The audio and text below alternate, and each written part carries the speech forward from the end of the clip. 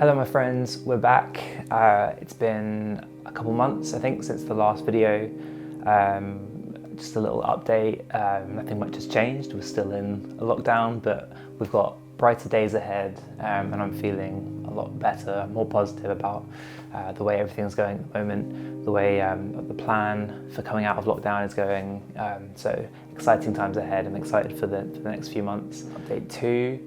The Cinematica theme song by Jack Blonde has now been put out onto all streaming platforms, so you can now go to Apple Music, Spotify and stream the extended version of the track, which Jack called Tokyo. Thank you to everyone who's listening. Thank you to Jack, my friend, for creating the track and putting it on platforms for people to listen to. In this video, I'm just going to be talking about my experience shooting a new film stock, which is Kodak's P3200 T-Max.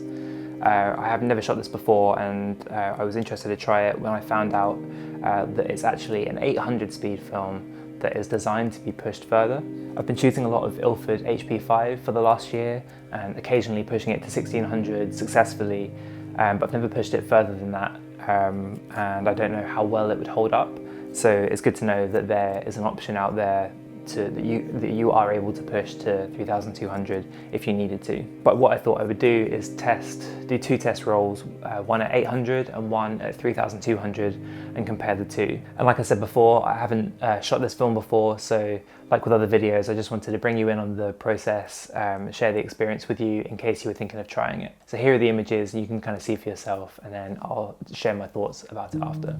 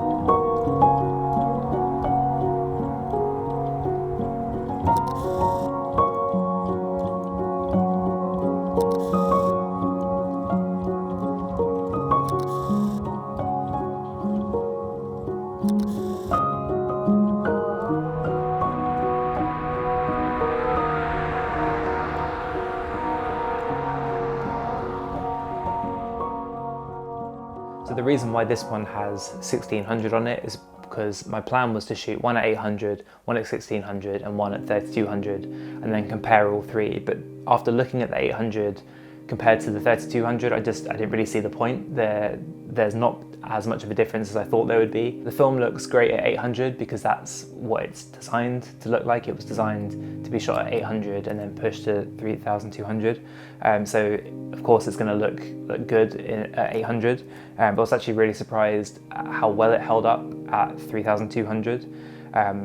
I was expecting it to be a lot muddier, but even in low light, it looks really clean. This one is probably my favorite from the two rolls. It came out kind of how I saw it in my head, although had it been less foggy, then the aeroplanes would have been a little clearer in the distance. I shot these two to compare so you could see the 800 against the 3200. It's a pretty good example of the differences between shooting at 800 and 3200 on any film. The 800 will have less contrast and finer grain, so if I know I'm going into a situation where there's variable light, I will shoot it at 800 until the light changes and I have to push it because it just looks better at 800. So as an example, like in the past I've shot a lot of live music and the light is always changing, so if I had a couple of these rolls I could shoot one at 800 and then if the light changes you can then push it when it gets darker to 3200, and that could be the kind of environment and the kind of situation that you might be in and be able to use this as a versatile film. So yeah, that's kind of it for this. I didn't really have much more I wanted to say. I just wanted to show you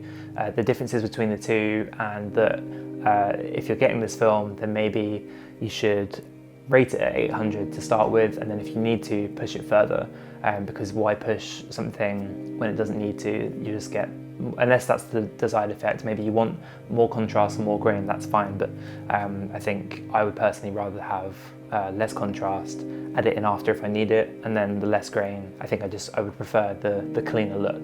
But if you're interested, I'll put a link below, maybe to the Kodak website, or maybe a link where you can find it to buy some if you wanted to try it yourself. Also be sure to check out the Cinematica Instagram account, which is linked below, and check out all the amazing photographers that are featured there. If you don't already, please consider subscribing. There'll be more videos coming soon.